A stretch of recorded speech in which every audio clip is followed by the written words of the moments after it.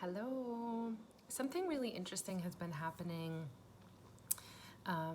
since I've been more public about my love and return to Judaism and all of these different texts and schools and really transformative practices that I've been part of. So I have been kind of quietly studying and learning again for probably I don't know, maybe 5 years, something like that. I have this Shabbat journal the kids and I started 5 years ago, and that really felt like a turning back towards Judaism. And then I would say after I was accepted in Kohenet, the Hebrew Priestess Institute, for a 3-year training leading to an ordination, I really kind of just open fully to the Jewish path and really integrating everything I've learned in so many other traditions, Zen Buddhism, just so many yoga, Ayurvedic, so much Eastern philosophy really integrated into this Jewish path. And here's something I notice all the time, people say to me, Pleasance, I'm not Jewish, but this really speaks to me. I'm not Jewish, but this really, this feels so good. This feels in alignment. I want to learn more. I want to practice this. And it's amazing because the more that I study and learn the history and the land, and with this perspective of just open and better humans and living by the lunar calendar and having seasons for emotions and time to process and grieve and celebrate and feel angry, we have all this amazing wisdom in the Jewish calendar. And the more that I return to it, the more that I see it is for everybody. I don't mean this in a way to be everybody needs to be Jewish and you have to convert. No, I mean, if we're all honestly, truly, if the bones of our ancestors come from Africa as we currently know it, and we were separated into these tribes and othering as a way of classifying and identifying. And there's, again, I'm not a history scholar, but there's a lot more in there that you can learn about. But that's not the point. The point is, if we look at the big picture of humanity and, we see things and we hear things like, oh, we're all the human race.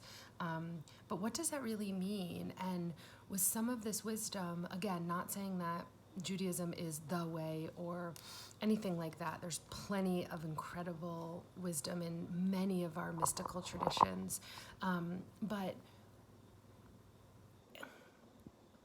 I wonder if we all start to see ourselves. Okay, so it's like this. In astrology, you have a sun sign and you're born under that, and that's a lot of your qualities.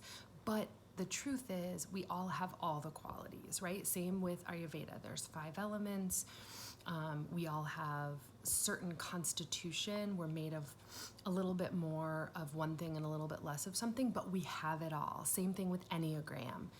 We have Enneagram types. We are clearly a type, but we have all of the types within us. So this is how I feel about these mystical traditions that I've been so enthralled and engrossed and just deeply in study of. The Christian mystical traditions with Teresa de Avila and John of the Cross and Julian of Norwich.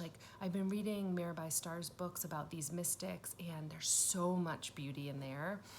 And seeing myself in that situation. Now, for all these people who are coming and saying, wow, Judaism, this really speaks to me.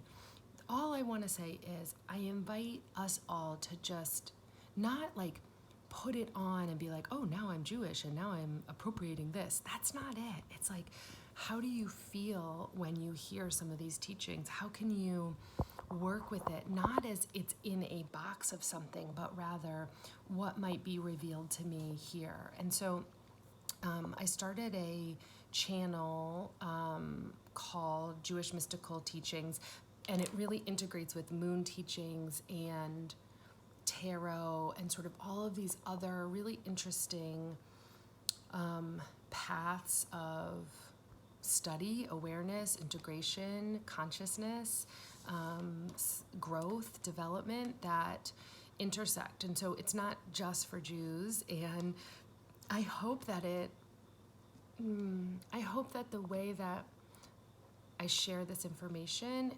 invites you in if you're not Jewish, and helps you see yourself within the larger picture of humanity.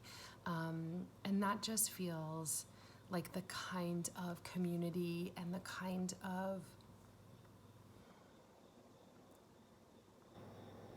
community is the word that's coming to mind. Like the kind of community I want to be in is one where we see ourselves in the whole, and where we're able to continue to kind of awaken to this life experience, and throughout history, what types of teachings and what types of practices did our ancestors. I picked a card this morning, the ancients, and it said, pray, ask for guidance from your ancestors, from the spirits all around you, from the ancestors around you, lean into their love. And that is such a beautiful reminder that there's so much wisdom in the ancestors. We're not alone. And all of our ancestors, really to the root of just loving the earth and creation as we are created in awe. I'm recording this in the days of awe between Rosh Hashanah and Yom Kippur, and it just feels like inspired to be inviting everybody into this tradition of creation, of awe, of wonder, of turning towards each other in really wholeness. And whether that's prayer with how you make your breakfast for your kids, or writing out blessings, or writing cards for people who are sick or grieving, or whether it's touching a tree in the woods and saying thank you, ancestor tree, putting your bare feet in the ground to feel your fullness and your aliveness. I mean, these are all practices of awe and wonder that we're being called to deepen right now. We're really being called to increase them and deepen them and be awake and alive to them. So may we all find our way towards one another.